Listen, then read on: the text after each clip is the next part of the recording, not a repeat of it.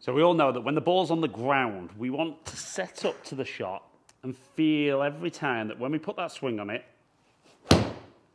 we get that lovely strike of ball and then ground, maximising our distance and hopefully giving us a nice accurate shot. So we can see that one there. The low point of my golf swing was 3.3 inches ahead. The club's travelled down 3 degrees, and there's my perfect number for my 7-iron. So I know what you might be thinking. What's he talking about, low point? I've heard about hitting down, hitting up. Well, what we need in the golf swing is the club moves in a circle around your body. So it moves up on the way back, moves down, reaches its low point, and then continues back up.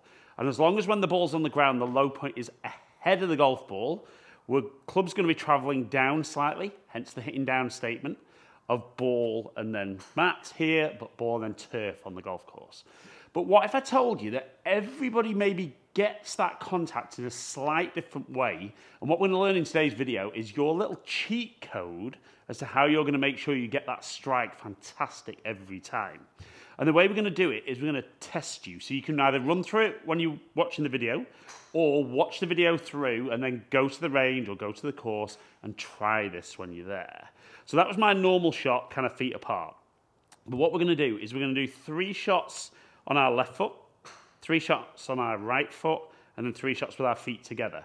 And we're going to kind of get some feedback as to how good the ball striking is, and it's going to help you then learn from which one of those is best, how you're going to kind of move your weight in your golf swing and your pressure to give you that great strike every time.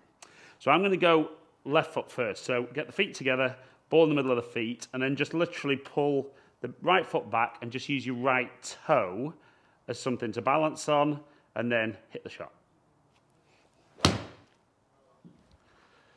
So the contact felt lovely.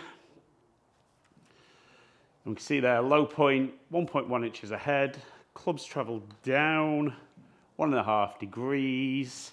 I generate some really good club speed and great ball speed. Now, the only reason we want to do 3 with each is just if you don't get one right, you can get that little bit of a feel. So again, felt solid.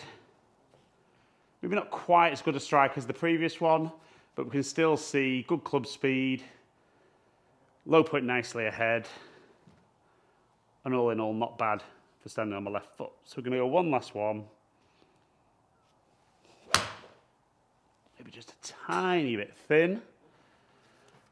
But again, that feels pretty solid. And again, we can see low point well ahead, club travelling down, lots of club head speed for just standing on that one leg, and pretty decent accuracy.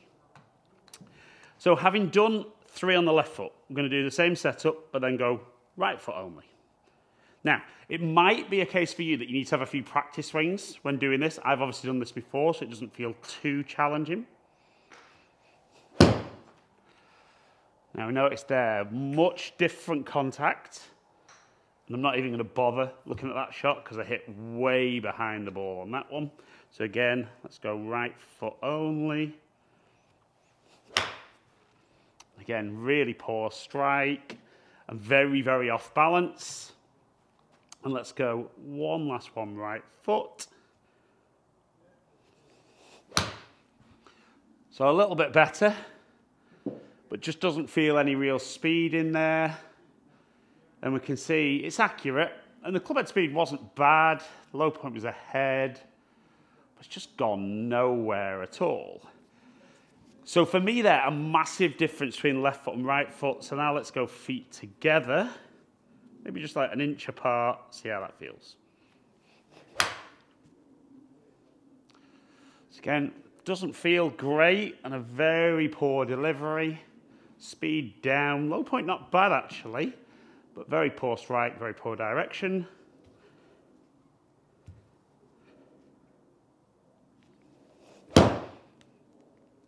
Again, find it really hard with just feet together like that. And let's go one final one. And I'm sure it's very noticeable. I mean, comment below which one of the 3 tests you think I hit the ball best with. That one felt better. And we can see there, pretty decent club speed, low point nicely ahead, and not bad numbers, that one just chasing onto the green. So the idea to the test is to see kind of which leg dominant we are. So when the feet are apart, what you tend to see with golfers is they move around a lot trying to transfer the weight. Now, the thing is, I'm very right-footed. So instinctively, you'd think I'm right leg dominant. But what we saw there is which one was I best? It's definitely left leg, wasn't it? I had my quickest club head speed, best ball striking, best control. So I'm very left leg dominant.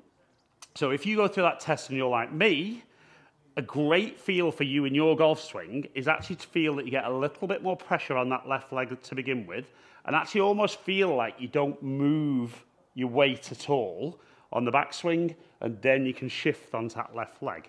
And when I get that feeling, particularly with the ball on the ground, irons, fairway woods, hybrids if it was in the bag, it feels really powerful. My strike feels great. My low point actually moves a little bit further ahead. So we can see there, 4 inches ahead. Quickest club head speed by a bit. Ball speed up there. And actually picking up a little bit of yardage on what I would normally do. Now that's for your left leg dominant golfer. So if you're somebody who on that right leg, you are hitting the ball better, you're right leg dominant. So it's really important in your golf swing that as you swing, you load onto that right leg so that you can push off that right leg to get across and get that low point ahead. So you'd want to feel a little bit more of a shift in your swing. Now again, you can see, a bit like when I do just the one-legged swing, very, very thin, just a really poor strike. And I don't like that feel. I mean, I've never really liked the feel, and when I did this test years ago, it became really, really obvious why I didn't like the test. Now, if you're somebody who feet together you were great, you're just kind of neither leg dominant. So for you, you can allow a little bit of weight shift, but just kind of feel like the weight stays a bit more central in your swing, and you can get up there, put your swing on it, and generally get that nice solid strike. Give yourself that control. And we can see there, my club head speed's good at 84 mile an hour. Low point's nicely ahead, but it's definitely back a little bit on when I'm left leg dominant.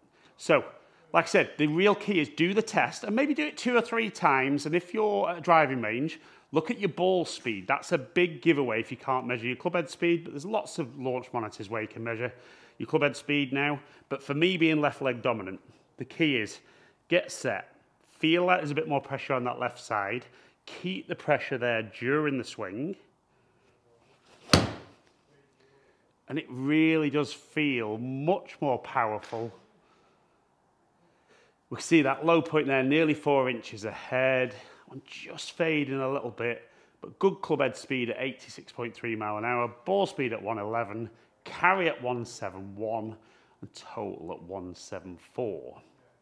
But if you are somebody who really struggles getting that ball and then ground contact, you might have been told that you need to shift the weight onto that right side in order to be able to get back across. That's great if you're right leg dominant, but if you're left leg dominant, that can be something that makes it really difficult for you to do. So do the test, find out which one works for you, and remember that's your cheat code for you hitting ball then ground every single time.